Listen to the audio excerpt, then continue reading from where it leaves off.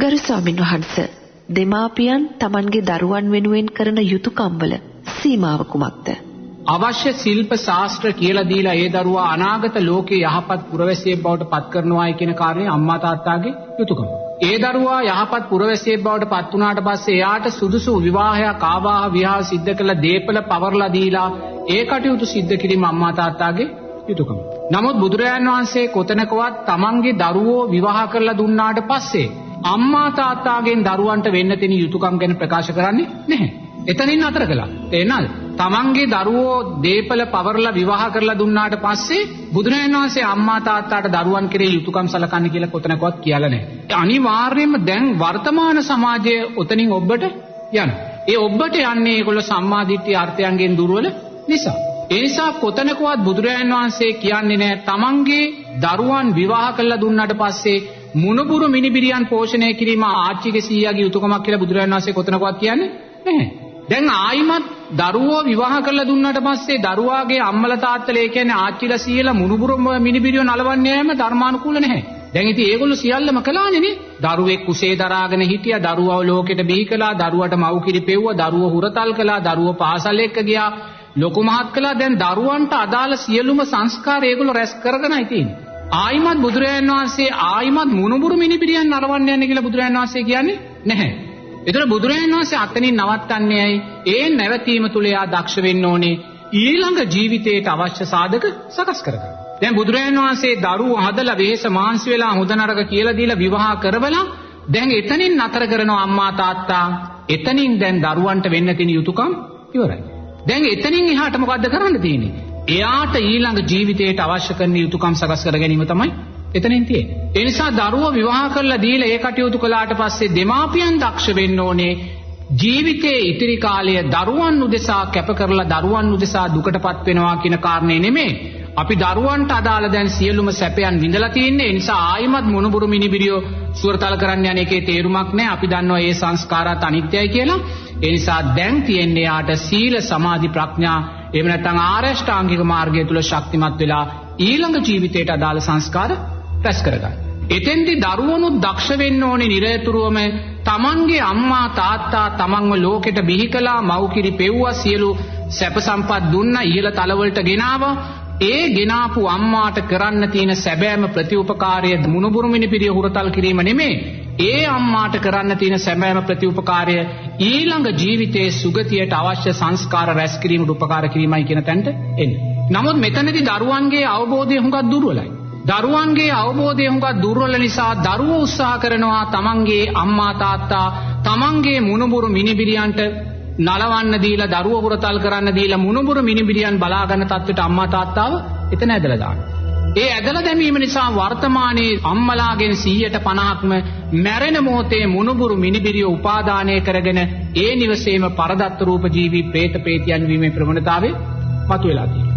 මොකද දරුවන්ගේ හුරතලේ නිසා ඒ ආච්චිලගේ සීයලගේ බැඳීම වැඩි දරුවන් කෙරේ. දරුවන් දක්ෂ වෙන්න ඕනේ නිරේතුරුවම තමන්ගේ අම්මා තාත්තා මුණුබුරු මිනිබිරියන් කෙරේ සීමාව ඉක්මවලා උපාදානයේ ආදරේ තියෙනවා නම් සූක්ෂම ආකාරයෙන් උපක්‍රමශීලී වේ උපාදානය කඩලා දානවා. මොකද ඒ උපාදානයන් කඩලා නොදාන තාක්කල් අනිවාර්යයෙන්ම අපි අම්මා තාත්තාට කරන ප්‍රධානම හතුරුකමක් බවට අපිටපත් වෙනවා. ඒ නිසා නිරේතුරුවම දරුවන් දක්ෂ වෙන්න තමන්ගේ දෙමාපියන් තමන්ගේ විවාහ ආවාහ කටයුතු කරලා දීපල පවර්ලා තමන්ට නිදහස්ව ජීවිතයේ අනාගතයේ ගොඩනගා ගන්න අවස්ථාව දුන්නාට පස්සේ දරුවන් දක්ෂ වෙන්න ඕනේ අම්මා තාත්තලාගේ ඉතිරි කාලය අනිවාර්යෙන්ම ආරෂ්ඨාංගික මාර්ගය තුල ශක්තිමත් කරලා තමන්ට උපකාරක ධර්මයන් සකස් කරගන්න උපකාර වුණා වූ අම්මා තාත්තාට කරන්න තියෙන ශ්‍රේෂ්ඨ යුතුයකම එතනින් සිද්ධ කරන්න. ඉතින් එහෙම සිද්ධ නොකරන තාක්කල් නෝනා අපි අපේ අම්මා තාත්තාට යුතුයකම් ඉටු නොකරන දරුවෙක් බවටයි පත් වෙන්නේ. මොකද බුදුරජාණන් වහන්සේ දේශනා කරනවා දරුවන් විසින් අම්මාට කළ යුතු ශ්‍රේෂ්ඨම උපකාරය තමයි සද්ධාව තුල පිහිටීම, සීලය තුල පිහිටීම, ත්‍යාගය තුල පිහිටීම, ප්‍රඥාව ධර්මයේ තුලින් ප්‍රඥාව කියන කාරණය තුල පිහිටීම. ඊට වඩා අම්මා තාත්තාට කරන්න යුතුයකමක් දරුවන්ට නැහැ. ඒ කියන්නේ එතන සද්ධාව තුල පිහිටන්න නම්, සීලය තුල පිහිටන්න නම්, ත්‍යාගය තුල පිහිටන්න නම් මොනබුරු මිනිබිරිය බලා ගන්න, ගේ දොර බලා ගන්න මුරකාරයෙක් කියන තැනට දාලා අපිට මේක කරන්න බෑ. ඒ සෑම තැනකදීම අපි මිච්ඡා මාර්ගයක් තමයි අම්මා තාත්තාට කියලා දෙන්නේ. ඒ නිසා නිරේතුරුවම අපි දක්ෂ වෙන්න ඕනේ අම්මා තාත්තාත් එක්ක කටයුතු කරද්දී නිරේතුරුවම දක්ෂ වෙන්න. අම්මා තාත්තා නිසා දරුවන්ට බලවත් අකුසල් සිද්ධ වෙන්න පුළුවන්. ඒ වගේම දරුවන් නිසා අම්මා තාත්තාට බලවත් අකුසල් සිද්ධ වෙන්න මේ දෙආකාරෙම තියෙනවා. මේ දෙආකාරෙදිම මේ දෙගොල්ලෝ දරුවන් සහ දෙමාපියන් කටයුතු කරද්දී නිරේතුරුවම විශේෂයෙන්ම අම්මලා තාත්තලා පරිස්සම් වෙන්න ඕනේ. උපක්‍රමශීලී වෙන්න ඕනේ. මොකද අම්මා තාත්තා නිසා දරුවන්ට ආනන්තරීය පාප කර්ම කියනා වූ පාප කර්ම සිද්ධ වෙන්න පුළුවන්. නමුත් වර්තමාන සමාජයේ දරුවෝ අම්මා තාත්තා මරනවා කියන තැනට යන්නේ නැහැ. නමුත් වර්තමානයේ දරුවෝ අම්මා තාත්තලාව මානසික මරා දානවා කියන තැනට යනවා. අකීකරුභාවය නිසා, අධ්‍යාපනයේ දුර්වලභාවය නිසා, වැරදි චර්යාවන් නිසා, වැරදි යාළුවන් ඇසුරු කිරීම නිසා, අකීකරු වීම නිසා, ඒ වගේම මත් වතුර වැනි දුරාචාරයන්ට යොමු වීම නිසා අම්මලා තාත්තලා මරා නොදැමුවත් මානසිකව මරා දාන තැනට පත් කරනවා. ඒ මානසිකව මරා දාන තැනට අම්මලා තාත්තලා මානසිකව දුක් වේදනා විඳින තැනට පත් වෙන මොහොතක් පාසා ඒ දරුවා රහතන් වහන්සේ කෙනෙක් පීඩාවට පත් කළායි කියන තැනට අදාළ සංස්කාරයන් රැස් කරනවා. තැනට අදාළ සංස්කාරයන් රැස් කරනවා. එතනදී අපි නිරේතුරුවම දෙමාපියන් වශයෙන් දක්ෂ වෙන්න ඕනේ දරුවෙක් එක්ක කටයුතු කරද්දී දෙමාපියන් නිසා දරුවාට මේ වගේ ආනන්තරීය පාප කර්ම කියන කර්මය සිද්ධ වෙන්න පුළුවන් කියන කාරණේ දකින්න. මොකද වර්තමාන දෙමාපියෝ ඒක දකින්නේ නැහැ. තේරෙනවද? දෙමාපියන් නිසා දරුවන්ට නිරය කියන කාරණේට වැටෙන්න පුළුවන් කියන කාරණේ දෙමාපියන් දකින්න ඕනේ.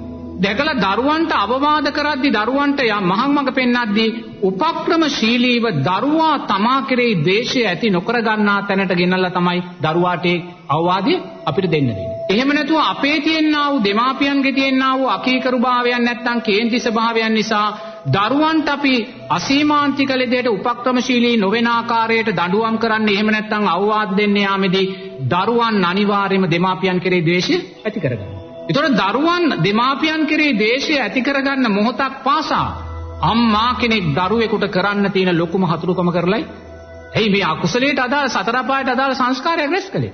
නමුත් ඒ අම්මා මේක දකින්නේ නැහැ.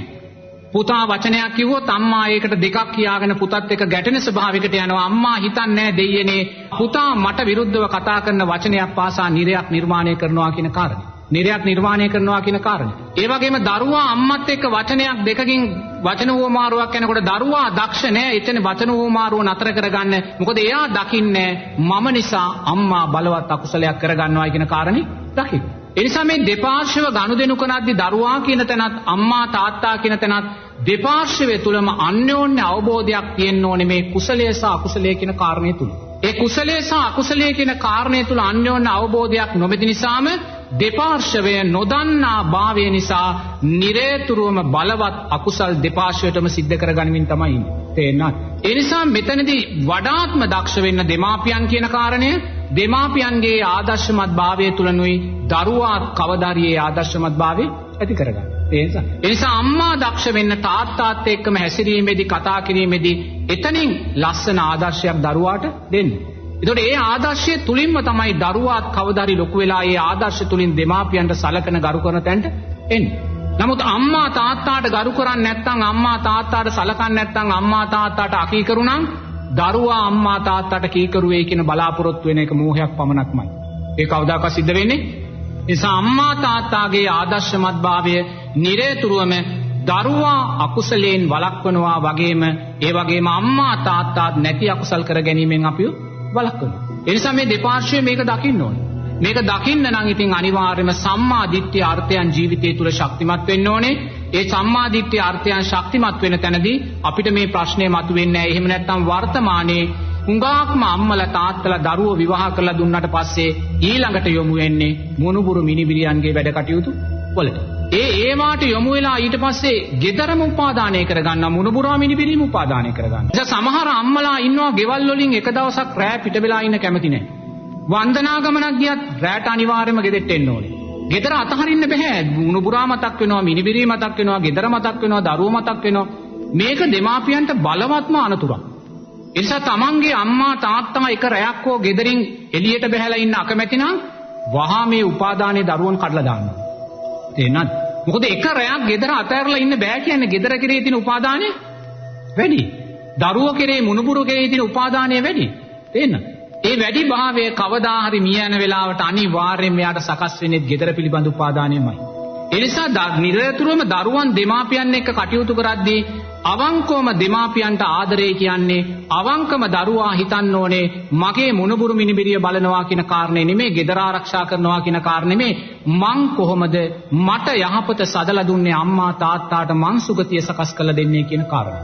ඒ තැන ඉඳලා අම්මා තාත්තා තුල ධර්මයක් වැඩෙන දිශාවටමයි දරුවන් අම්මලා තාත්තලාව අරන් යන්නේ. එනිසා කොයි වෙලාවකවත් තමන්ගේ වයෝවෘද්ධ අම්මා තාත්තලාට නිරේතුරුවම මුණුබුරු මිනිබිරියන් ලං කරලා හුරතල් කරලා ඒගොල්ලන්ට ඒවා කෙරේ උපාදානය සකස් කරගන්න දෙන්න එපා. ඒක ලොකුම අනතුරක්. දැන් සමහර වෙලාවට වයෝවෘද්ධ වෙලා මරණාසන්න වෙලා අම්මා ඉන්නකොට මේ අම්මගේ ඇඳ වටන මුණුබුරු ටිකයි මිනිබිරියෝ ටිකයි ඔක්කොම වට කරගෙන දැන් ඉන්නකොට අර අම්මා මේ රූපයන් කෙරේ තව තෘෂ්ණාව ඇති කරගන්න. අපි දක්ෂ වෙන්න ඕනේ දෙමාපියන් මුණුබුරු මිනිබිරියෝ දරුව කෙරේ තෘෂ්ණාව වැඩි නම් ක්‍රමානුකූලව උපක්‍රමශීලීව දරුවන් ඒ අම්මගේ ඈත් කරන්න.